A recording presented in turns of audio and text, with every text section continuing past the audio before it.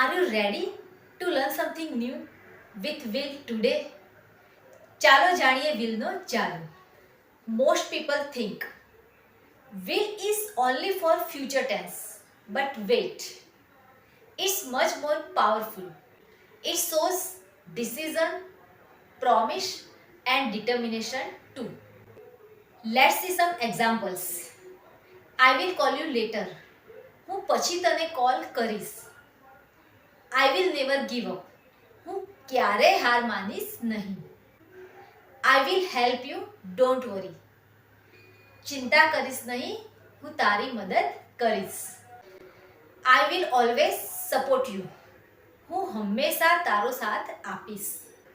See, will is not just a grammar. It's a mindset.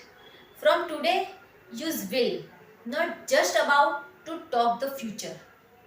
Use it to express your confidence and dreams. Because when you say I will, the universe listens. Follow to Pragna Patel Easy Speak English, where learning English become easy and exciting.